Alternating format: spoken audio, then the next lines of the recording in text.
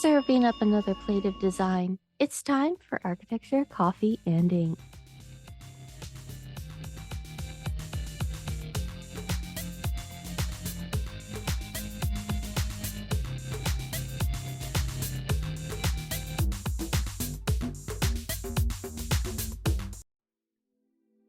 Hello, this is Hollywood C, and you're listening to Architecture, Coffee, and Ink, a podcast dedicated to introducing concepts, detailing out designs, and tackling the architecture you might not realize the meaning behind.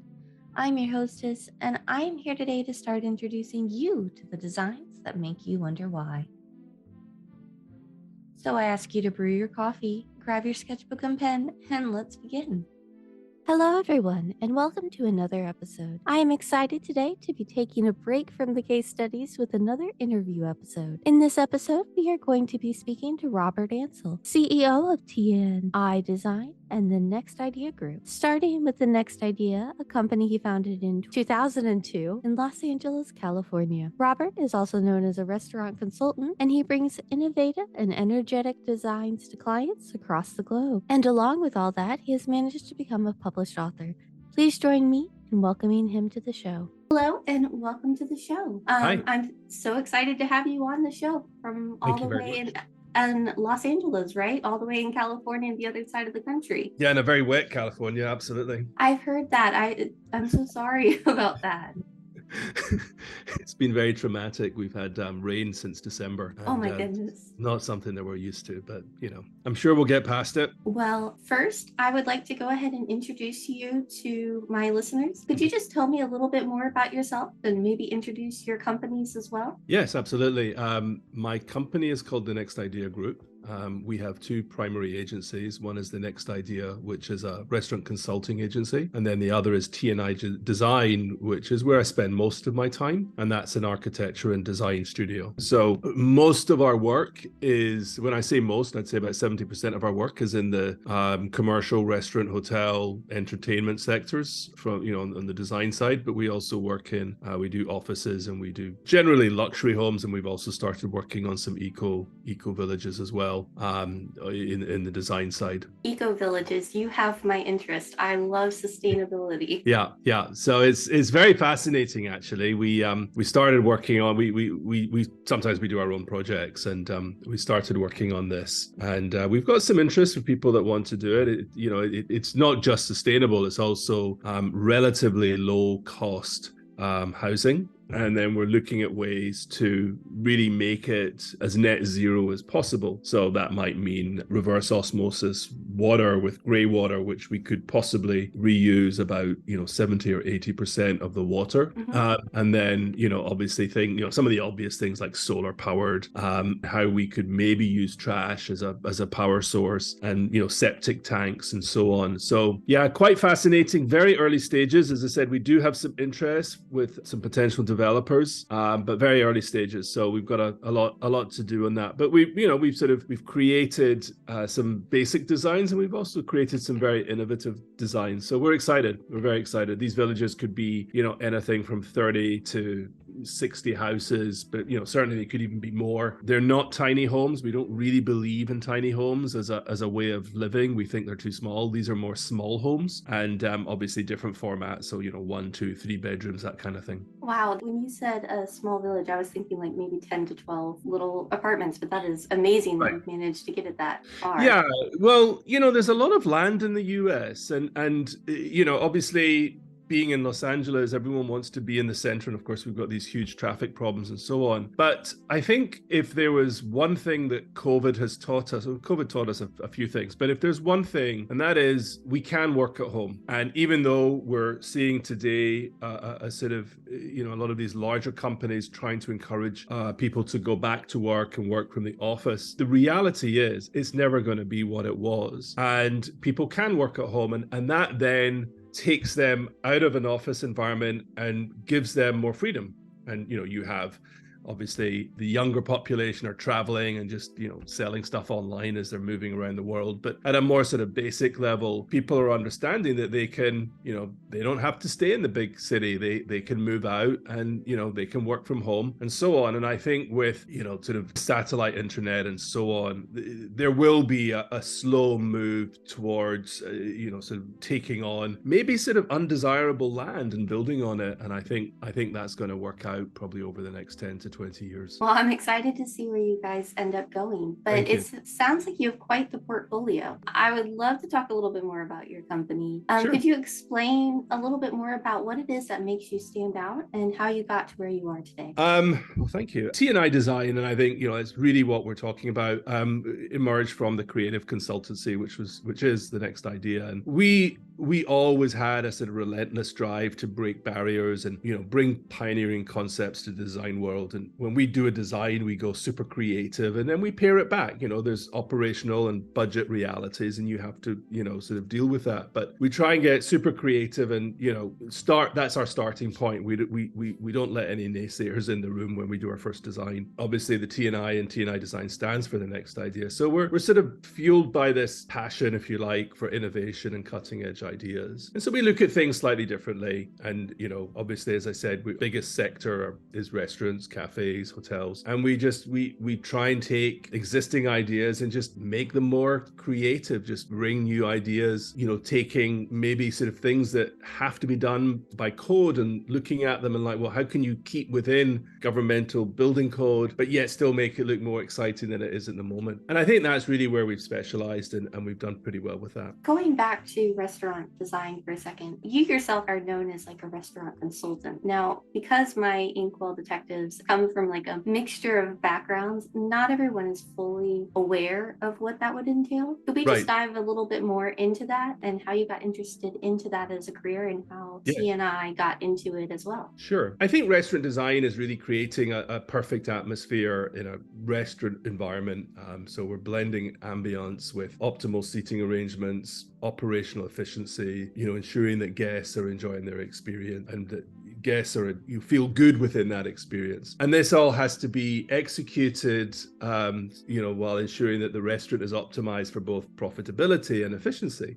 So when we're designing a restaurant, there's many considerations that, we have to take into account. So, comfort, aesthetics, a wow factor, maybe, depending on the type of concept. And really, how do we create a design that appeals to that restaurant's target customer? So it's actually a delicate balance with many considerations. I think in terms of how I got into it, I think I was really just pulled into it. From a very young age, I loved design, I loved architecture, and I loved food. And so my early career, I was in operations and restaurants, but I was involved in developing companies. So these might have been startup, sort of companies that were changing. And so I was always involved in the design. And I just kept on feeling myself migrating into that. When I set up the consultancy, so the next idea is really a creative consultancy and it created concepts. When I set that up, our strength was absolutely always in interior design. It was always in how we, creating operational efficiency whilst making the place look,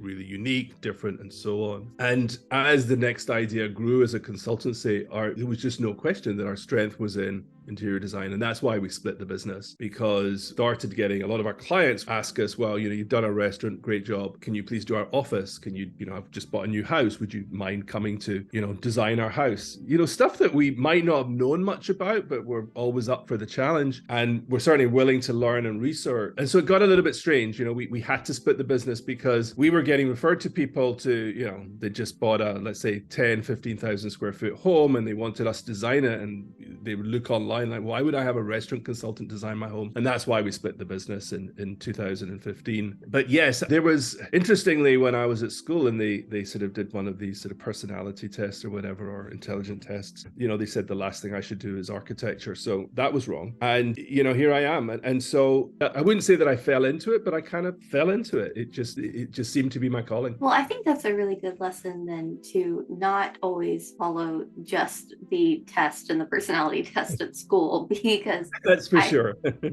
think I got like solid biology only for all of my personality tests, and here I am in design. Here you are. So, Right. Yeah. Well, and there you go. It's kind of interesting because, in my case, I'm originally from Glasgow, which is in Scotland. Glasgow's a very interesting city architecturally. And, I would stand and, look at buildings a strange amount of time, but it never really sort of occurred to me that this is where I had to, what I had to do until, maybe only 20 years ago. So it's quite interesting. It really was I just did what I loved to do and it worked out great. So. well, do you have, I know this is a bit of an aside, but do you have any advice for students? I feel like in design school, at least here in the States, I didn't get as much of an opportunity to try on restaurant designs. What would you say for Yes. a design student to try it out? I think you have to, in my opinion anyway, I think you have to look at design as, this is a creative endeavor. And certainly when I look at education in design, they explain everything. They explain, the heroes, they explain the great designers, the great architects and so on. They show what they did, but they don't necessarily teach you how to be creative yourself. They give you projects and so on. My advice would be is really to try and specialize in something that really interests you. That might be sustainability. It could be, wacky, brightly colored retail stores or whatever it is. There's generally always a market. And, so long as it's not too strange, I think you'll do very well. I do feel that specialization has helped us. I think people recognize us for what we do and they understand that, we might not be the right company for them if they just want to, do a repaint or just a sort of small remodel. But if they want to reposition themselves, we would be the right company. And so I think from that standpoint, students really need to think and really evaluate what they want to do and then, go from there. Well, thank you. That's really good advice. I'm going to jump back to the previous topic, but you've worked in a variety of fields in several different countries. What challenges have you encountered when working on such a global scale? That's a great question. Traveling is probably the most emancipating thing that you can do, and it can open up your eyes to what the world really looks like. I think we can, and this is not in any way being critical of any country, but I think as, especially in the Western world, we have a set of values that are generally economic and we don't necessarily understand other countries' values that are not always economic. For me, traveling just opened my eyes to life in general and different people and different cultures, different ideas, the way people see things and so on. Really, if you were to sort of say, well, what are the challenges? I think it's more a question of what are not the challenges. There's typically a cultural difference. And, I think from country to country, there's a cultural difference. I remember when I first moved to the US in 2002, coming from the UK and I moved to California, I realized culturally it's very different. We talk the same language, we're interested in the same things, but just the way that things are done and viewed are very different. When you start going to countries like India, the Middle East, Bangladesh, some of the African countries, it's a really very, very different market, different attitudes, and fascinating. So in terms of challenges, from a food perspective, if you consider that America is generally a centrally distributed market, meaning that there's, large distributors, food quality is very tightly controlled. If you go to a country like Bangladesh, it's the polar opposite. I mean, we opened 2 restaurants there and we were literally going to the market to buy ingredients. And of course, there's no brands, there's no labels, there's no quality control. So this caused a lot of anxiety, to put it mildly. And so what's the challenge? The challenge is how do we make sure that food is safe? How do we make sure that food tastes the way that we want it to taste? And then, of course, how do we make sure that the customer likes it? Because the customer is not used to this, particular restaurant that we were doing was not used to that. So how do we accommodate that and how do we modify it? So from a food perspective, it was very, very challenging. From a design perspective, I don't think there was any country that wasn't exciting. I think, there was different materials, there was different ways of doing things, sometimes would maybe be a bit questionable as far as we're concerned, but it worked for them. So, it was really fascinating. Africa in particular, and I'm talking about Nigeria and Tanzania, if you want to learn about how to reuse materials and how to take a coat hanger or an old shoe and do something creative with it, go to Africa. It is just incredible what they can do from an art perspective and also from functional perspective, and how they use materials and how they reuse materials. It's really fascinating. We see slums, they see opportunity, and they see how they can use things and be economical and so on. It's really fascinating. Well, that sounds a lot like what you're saying, is that you need to approach it from less of a what are the rules, legislations, which you can always apply, and more of a how do I understand the people that I'm going to be working with. Yes, 100%. And if anyone is going to go, work internationally, the first thing I would say is you need to research that country, and you need to look up, what the culture of that country is and how do you respect that culture. Because they, and most of them are very hospitable. They'll respect you, but they don't necessarily know what to expect. And so it is important to fit in whilst not losing your identity. All right. Well, I think that's also pretty good for what my next question was going to be. I was going to ask, what do you think students need to be aware of when designing? But that seems like you pretty much answered that already. I mean, they need to be aware of the people. Yeah, I think if you're a design student and maybe you're doing a sort of a project internationally or whatever it might be, even though design is abstract, if you like, it is very human.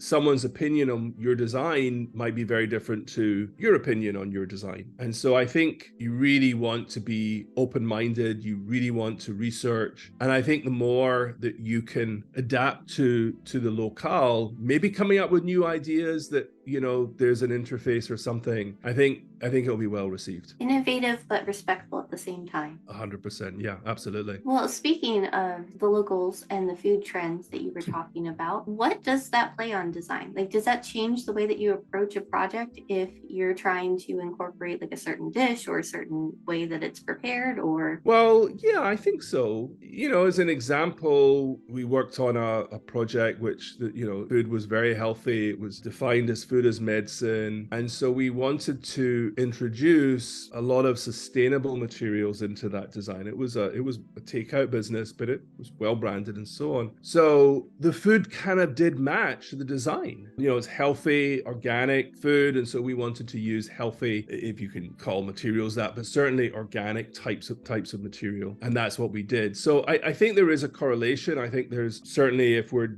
doing something that, a farm to table, then we want to introduce some kind of engagement between the concept and the earth, whether that's putting in natural landscaping into the restaurant, which might be done a little bit differently, or, maybe on the exterior, just create different types of designs that really sort of, explain visually, this is a healthy eating place. This is, organic food, if you like. We definitely take that approach. And certainly I believe that we have to take that approach. So I think the concept and the design has to marry together, and they have to really, jive together, if you like. So people understand correlation between the design and the food and the service and so on. That sounds like a slightly more elevated version of, I remember like first year when everybody was like, oh, we have to design an optometrist. Let's make it in the shape of an eye. And that's just kind of like the beginning, middle, and end of the concept. So it sounds like you took it a little bit further, and you're putting a little bit more effort into bringing that concept all the way through. Yeah, there's definitely a lot of that. What's the concept? Okay, well, let's take the essence of that concept and design it around that. I like your analogy. An eye for an optometrist.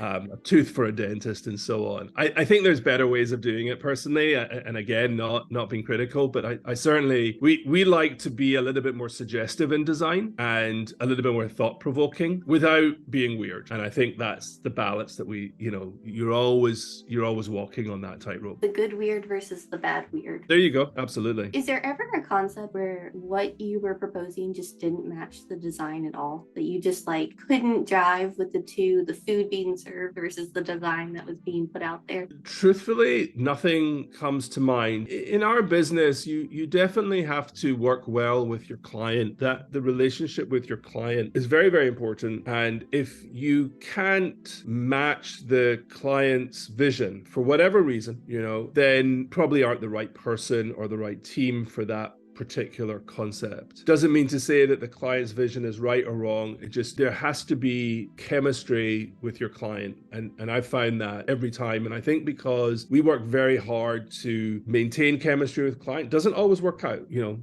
absolutely doesn't always work out. But certainly that's something that we're very focused on, is really to understand our clients, to get to know them, get to understand their vision, and then help them bring their vision to life. And in our business especially, we feel that we're really interpreting the client's vision. So yes, I mean, we get briefs where they say, oh, this is our concept, this is our food, go design, just come back with something. And, it's an open book. And other times we have clients that say, this is really what I'm seeing. And they'll show us pictures and so on. And that's the fun part of the job, is because no project is the same. But certainly I don't recall any project where we haven't been able to finish the job and really have a sort of a happy team, client, customers, and so on. Fortunately, I hope that doesn't happen. No, I think I maybe misphrased that. I just meant that, like, where they wanted something where the food was like a certain style, but they wanted the aesthetics of the building to be another style. It's more what I was saying, not asking about interestingly, that has not and I'm sure it has happened. Fortunately, that hasn't happened to us. Certainly there's a reality in what we do, and it's all very well being super creative and creating fun things and all the rest of it, but we are limited to budget. We're limited to governmental code and construction code. We're limited to what's available on the market. So after COVID, there was a lot of shortages. That's pretty much gone away now, but still a problem, not as bad. So there is that, reality does dictate design to a degree, but we just always start off from a very creative standpoint. So it means that when you're coming back to reality, you're not coming back too far that it's boring. All right. Well, thank you. That makes a lot of sense. And it seems like a very good way to approach it. I was researching your firm online, and I saw that you guys did hemp-based design. Yes. And you were one of the first to use it. Do you mind if we talk about that? Because I know Absolutely. That plays into sustainability. And like I said, I am obsessed with sustainability. I would talk about it all the time if I could. Yeah, it's a fascinating subject for sure. So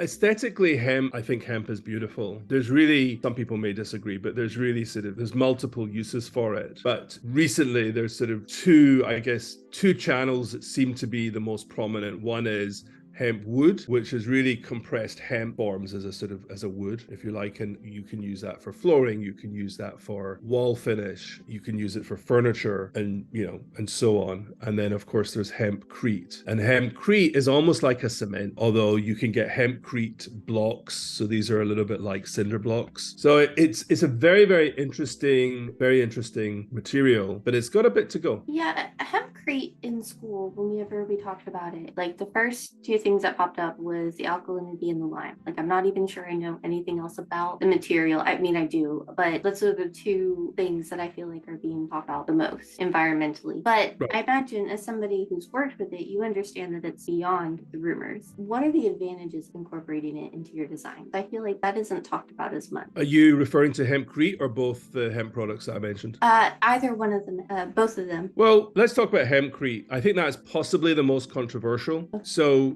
we have specified hempcrete finishes inside houses and also inside some restaurant designs. So we've used it as a sort of finish to planters that are floor-based. However, as you know, it has to be mixed with a binder, and really until now, they're using lime, and lime is actually quite a strong irritant for humans. So there's some problems, and we're quite careful on the customers that we offer it to, because if they have any kind of allergies or anything like that, we tend to move away from it. So I love that the material, when it comes to hempcrete versus concrete, hemp is more affordable, and it's absolutely more sustainable, and it's definitely more efficient as an insulation for a building. But it also doesn't necessarily protect against water as much. And so, you can get water damage faster. And I'm also not convinced that the binder is the right binder. I think we need to figure that piece out. I think we need to find a binder, whatever that is, I'm sure we will at some point, that is less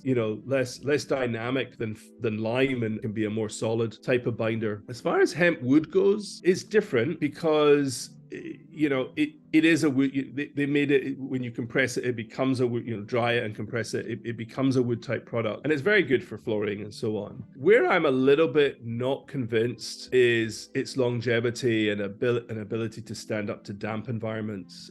So yes, we put it into restaurants, but if the contractor hasn't sealed it right, it starts to fray at the sides, and so it doesn't last as long as wood does, and so on. And really, you have to consider these contractors know what they're doing, so we have to pay a lot of attention to that, and maybe that has to be factory applied as opposed to applied on site. So I do think we've got a long way to go. But the one thing I would say about hemp specifically is, in the very long term, when we start to look at, and I'm not trying to be Elon Musk here, but when we start to look at other planets, we're going to have to figure out what materials we can grow on those planets. There's no trees on Mars, and hemp, bamboo are two items which are both sustainable, replaceable, and can be grown inside. And so I think as we look at these products, not just today, but in the future, they're going to become hugely important to us. When I think of living on Mars, I always imagined that it would be something where you just, send the ship up with all of your supplies, probably because I don't think about it a lot. That is a really interesting concept of how can you grow a material and have it be able to self-sustain enough that you can build anywhere in the world or interworld. That's a really interesting application. I never even thought to judge my plants that way. I'm gonna have to relook at what I keep in my house now. Yeah, I mean, I think when we talk sustainability, we have to look at it very, very globally. And when I say globally, I think we have to think about, where we're going to be in 200 years and, what that looks like and after that. And obviously we're just sort of like little dots in a long space of time. But I do think that we need to be thinking about these types of things because it actually is very current. We're doing a lot more space exploration than we've done before. We are talking about, what is our planet going to look like in 100 years with global warming. And then we also have a global population that is becoming unsustainable just because of its numbers and size. So, it doesn't keep me up at night yet, but certainly it's an important fact. And I think, it's not just about construction materials, but, how we eat, things like vertical farming, all these things that are really, really small in terms of market size right now are going to simply grow and become more and more prevalent in our life. I've kind of been interested in vertical farming in that I feel like all of that kind of just got put on hold for the last couple of years. I don't know if that's how you felt with everything, like with the COVID and the whole 9 yards. It just kind of seems like we kind of took sustainability and just put a little pause on it just for a moment. And now we're over it, over COVID, so to speak, and on the fast track. Now we've got to be sustainable again. Yeah, I mean, COVID was such a remarkable time, wasn't it? It just sort of felt like the entire world went mad and it was sort of just so dystopian and weird. And I think you're right, 100%. A lot of things were put on hold, but maybe they weren't. It definitely felt like they were. We knew someone out in Bahrain in the Middle East, one of the GCC countries, and he had created this hydroponic vertical farm and was doing very well. And it was really interesting to see how he was doing and the amount of produce he was getting out of the same square foot or square meters that you would get out of, just pure flat farming. So I do think that we are going to have to, grow that, and I think it will. And it wouldn't be inconceivable for restaurants to have their own farm in the back. Out in the parking lot, there's a container and it has its own produce and they're just growing it there. And I think we are going to see so much of that type of innovation over the next 10, 20 years, including robots, robotic farming, that type of thing. I think it's going to really sort of surprise us all. So it is an exciting time. It's definitely a good time to be alive, that's for sure. I would have to agree. I'm pretty excited about the idea of being able to see your herbs being picked right before they're put on your plate. That sounds amazing. 100%. But did you think that COVID affected sustainability as a whole, just like how we were approaching it? I think, and again, this is probably more opinion, but I certainly believe that COVID affected everything. It really, as I said, it was just such a weird time, and I think people behaved differently, and people were very scared, and quite rightfully so. Not necessarily just because of the disease, also just they're watching this world change around them so fast, and shelves being empty at the supermarket, and everyone wearing masks, and just very strange things happening. I think it would be hard for me to say one way or the other, but did it affect sustainability? Did not. I definitely feel that it didn't have, sustainability hopped on the back burner during COVID. I think certainly from, and people are beginning to wake up to it now, but I mean, you only have to look at the weather patterns this year alone. It's been remarkable. I mean, we've had 12 bouts of rain in California, literally week after week. That's just never happened. And, they sort of, say, well, it was like this at such and such a date, 20 years ago, 30 years ago, but it's just so unusual. But I do think COVID probably reduced people's interest in sustainability. But there is another side to COVID, and that is, there is a lot of opinion where people went more natural. They felt that, they didn't like the vaccine protocols and so on. And so they moved towards more food as medicine, more natural, more organic products. And there's certainly evidence of sales in those areas growing. They also moved to, like I was saying earlier, they also started considering moving out of the big cities and so on. Whether that impacts sustainability, I'm not too sure. But I do think that, people, I don't know if you remember, but there was sort of all these YouTube channels with people coming up with like all sorts of strange stuff. But there was quite a lot of involvement or interest in gardening during COVID. And of course, that's probably started to spill over into people's homes if they're buying new homes now or whatever, if they're moving out of town and so on. So COVID was just so interesting. I think it impacted a lot, but I think also what's interesting is that it almost in the back mirror now. We don't talk about it as much. It's still there, but it's just not a big topic, and everyone's really trying to ignore it. So yes, you still see people, wearing masks in public places and so on. So there's definitely still some consumer concern and popular concern, but it's mitigated to a large degree. Well, you wrote a book on the subject, right? Isn't that correct? Yes, I wrote a book. It was very interesting. I'd never written a book before, but because I'm sort of, I don't know if a bit of a futurist, if you like, and I was trying to predict, and I did research this a lot and did speak to some professors and so on and behaviorists and so on. I was trying to predict what a restaurant would look like, but once COVID had normalized. So once we were in a situation where lockdown was gone, but COVID was still with us. And then also, what we should expect after COVID. And yeah, it sold quite a few copies. And I still get people emailing me sometimes, sort of talking about it, help them and so on. I mean, I think we predicted pretty well of what would happen, which was there would be a surge in restaurant use. People would go out, have a lot of fun, but, COVID wasn't going to just disappear. And so there was obviously some concern over that and so on. But it was interesting writing a book. I really enjoyed it. We obviously had some projects that were put on hold during COVID, so I had some more time to do it, and it was a great experience. Well, it's very, very interesting. I'm afraid I haven't read it quite yet. It's on my to order list now that I'm no longer in grad school and I actually have free time to read books and things again. When you were researching for this and just kind of studying, it seems like you really got into just kind of population studies as a whole, just kind of like the trends in populations. It sounds like you're describing the shift from the city to the suburbs. So yeah. In your place as a futurist, did you just see this changing back and forth over time, just continuing the waves of city to suburbs to city to suburbs as events happen? I don't see this as a swing trend, going backwards and forwards. I see this as a long-term trend, and there's really two primary reasons. There's probably more than two, but two primary reasons. And the first one is housing's unaffordable, and even I mean, obviously LA and some of the coastal cities are very expensive, but even the traditionally less expensive cities are becoming more expensive and unaffordable for first-time buyers to buy property. And even people that are, let's say, later on in their life where they want to sell their house, they're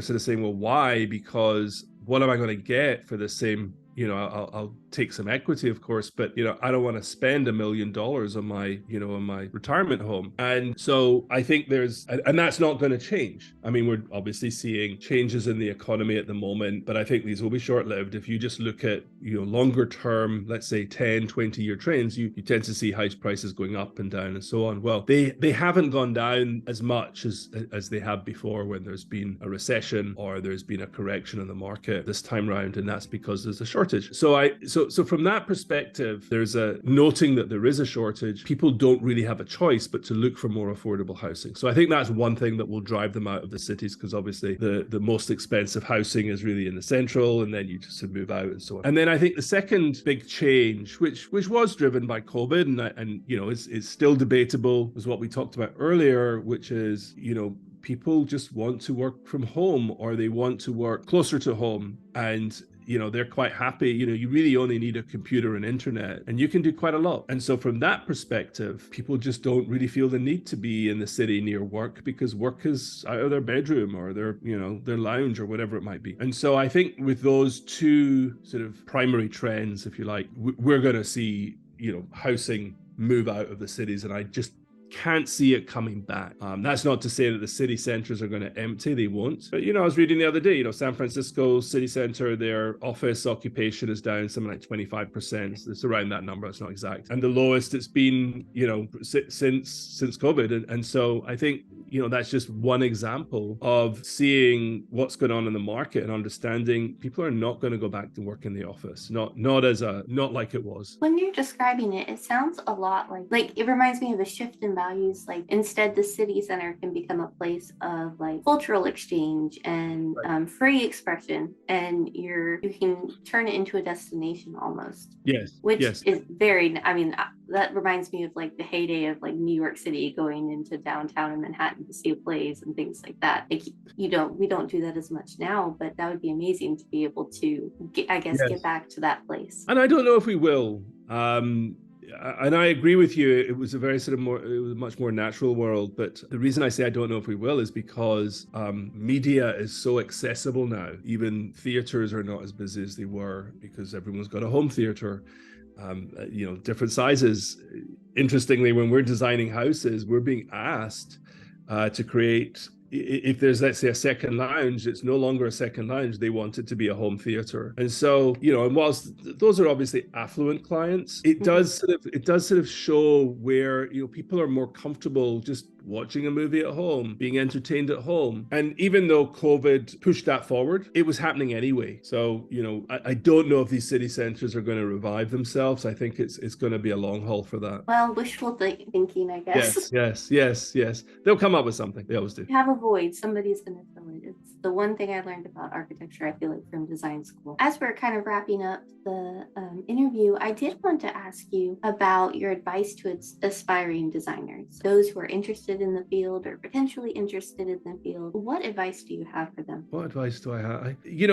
I'm an individual that I just believe you should go for it. And if this is something that you're interested in, research it, find out what really interests you. If you're passionate about it, get educated, try and take some jobs, whether you work for free, whether you work a minimum wage, get that experience so you understand what you're getting into. And, one thing I would say about design is that, yes, it's 10% creative and it's 90% execution. And a lot of our time is spent, sort of trawling through catalogs, whether it's online or physical paper catalogs and so on, finding the right furniture, the right fixtures, the right lighting and so on. So it looks a lot of fun from the outside, a little bit like most jobs, but actually, there's a lot of work involved and it's not all creative. You're not sitting there 24 hours a day thinking up new stuff. But I do feel that it's an extremely rewarding job, and certainly it's a very rewarding industry because the end result is very physical. You can see it, and it's very nice for me. And I think one of the things I enjoy most about what I do is just to be able to go to a restaurant that we designed, or even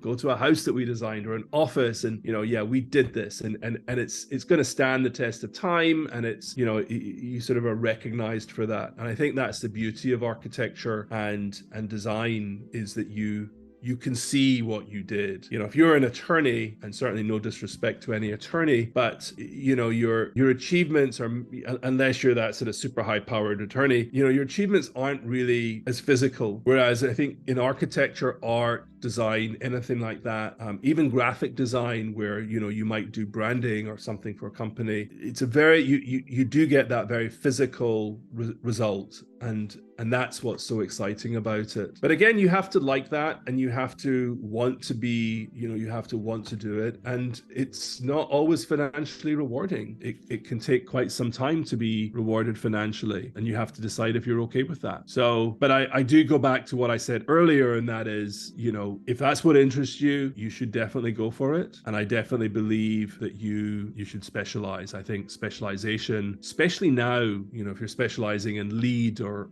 sustainability or a particular type of style or design of building, I think you'll do very well. And that's definitely really good advice for students, because I feel like we get kind of stuck in, you can only do, like, do you want to do retail, residential, or thought experiments only, as I feel like how it's described to us. Maybe not exactly in those words. I really do appreciate your advice about especially specializing and, getting out there. So thank you. Yeah, but absolutely. My one last question that I always like to ask is completely silly and has nothing to do with anything. But if you had an unlimited budget and a client who's willing to give you complete free reign over the scopes and the parameters, what would your dream project be? Great question. I think we have a dream job. We are creating a design, and we talked about this a little bit earlier, but and I'm sponsoring this internally, but we're creating a design for a Mars community, a community on planet Mars. And it's an internal project, like I said. And the reason I say it's a dream job is because I just felt very compelled to do this. And so we have a team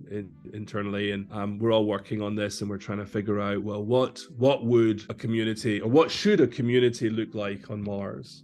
And how would we do this? How would we get there? How would we take it there, and so on? And we're not engineers, and so we're not really too concerned about the engineering component of it. I mean, certainly we see Mars being populated by robots, first of all, that can then build, and then it can start to be populated by humans. But it's very fascinating, because whenever and the reason that I decided to do this was because when we looked at other designs, architectural designs for Mars, we noticed that they're very functional, very steel orientated, and there is really no design thought that's gone into it, but humans need design, and we probably don't realize it, but we're touching design every day, whether we're at the grocery and looking at products, whether we're looking at buildings, the environments that we want to be in, both exterior and interior.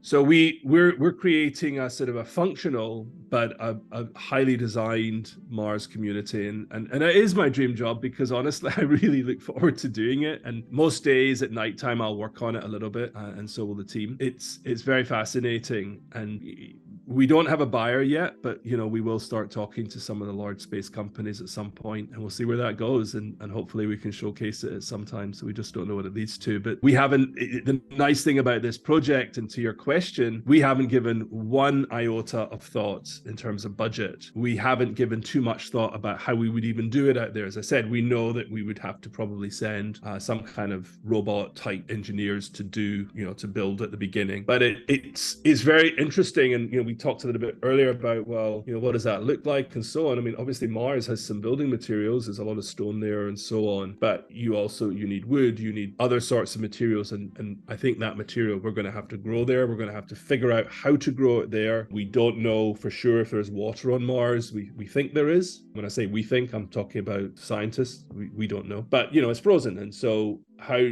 can we use it? Is it poisonous, and so on? So that is our dream job, and we're doing it, and it's exciting. That is amazing. I really, really hope you guys get it. That is, I'll let you know. Really, yeah, please update us. We'd love to hear that and follow up on you with that. Speaking of following up on you, just to give you a moment to promote yourself, where can everyone find more information about you and your company? Well, there's really two websites. There's three. I have a blog, and it's globaldesignconsultant.com, and our company, we have two company websites. We have thenextidea.net, and the design website is tnidesign.com, and that has all of our information on it. Well, thank you so much for being here today. Thank you. It's been a lot of fun. Thank you. Thank you again for joining me today. This episode, as you notice, is coming out 2 days early early this week, as we will be having another episode coming out a little bit later this week on Wednesday and another episode coming out on Saturday. Please make sure to follow the blog. Check it out as always for the transcripts, show notes, and sources. The show notes for this episode will be added tomorrow morning, along with a couple of great pictures that you should definitely go check out. As always, please rate, review, and subscribe everywhere you get your podcasts from. You can find me on Instagram at Architecture Coffee and Ink, or hit up my regular Insta if you really like iPhone photography. Email the show at architecturecoffeeandink@gmail.com or the blog at architecturecoffeeandink.com. Architecture Coffee and Ink is a Hollywood C Studios LLC production, and I'm excited to meet with all my designers, dreamers, and DIY enthusiasts next time. But in the meantime, may your coffee mugs be full and your inkwells never run dry.